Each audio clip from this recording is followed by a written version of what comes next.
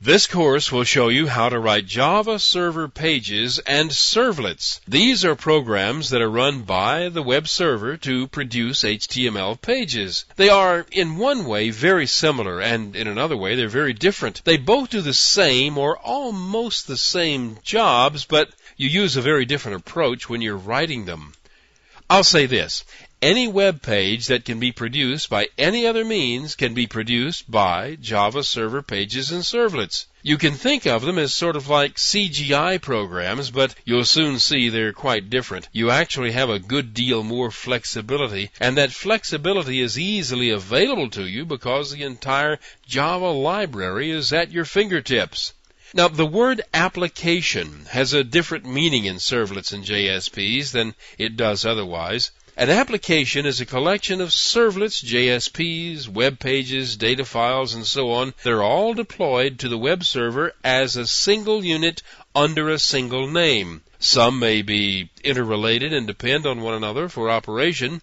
Some are related only because they logically function as a group, and some may be related only because they're deployed together. But the combination of all of them in a single deployment is called an application. In this course, I'll be showing you how to group collections of things to create an application. Knowing how to write and deploy servlets in Java server pages involves several technologies. I'll be showing you how to use all of them in this course, but there are some things that you will need to know.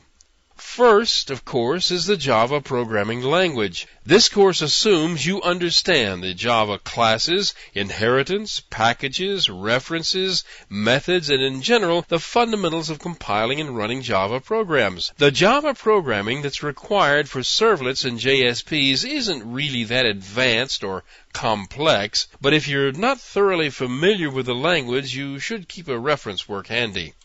Of course, the purpose of everything in this course is to produce HTML web pages and return them to a requesting browser, so you'll need to know some HTML. I will be showing you some, and I will be using it throughout, but if you're going to be writing code of any sort for the web, you'll need to know HTML. I don't do anything tricky in this course. I keep the HTML as simple as possible, and I'll try to explain it as I go, but again, you may need to keep a reference work handy. Well, nobody writes HTML without one anyway.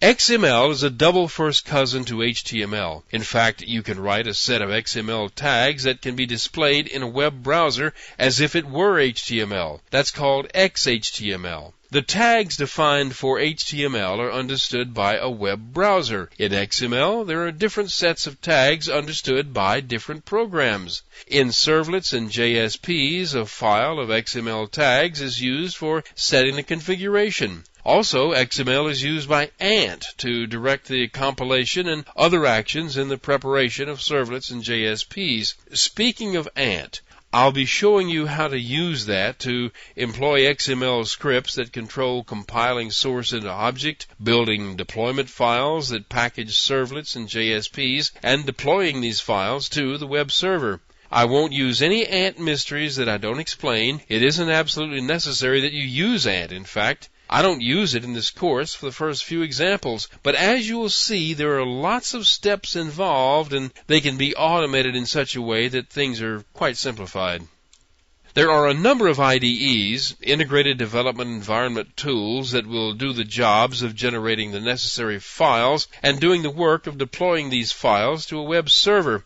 It's not the purpose of this course to teach any particular IDE, but if you do decide to use an IDE after taking this course, then you'll know what it is that the IDE is doing for you. I present some automation tools, such as Ant and the administration console of the Tomcat server, but most of the work presented in this course is through the command line, and quite a bit of work early in the course is done with simple command line scripts. IDEs are fine, but they can hide the very details that I'm trying to demonstrate. If you're going to experiment with servlets and JSPs, you'll need a text editor. If you elect to use an IDE, it has a text editor built into it, but if not, you will need one. I use an old text editor that I've been using for years, and you'll see me using it in this course, but I don't really recommend it for normal people. Of course, I think it's wonderful, but you need to find one of your own. If you're using Linux or some other Unix system, you already have some text editors to choose from. On a Windows system, there are several available for download. I maintain a list of links to them at this website. It also has some general, very basic information on Java. You can scroll down this page, the one listed here, and find the list of links to the text editors.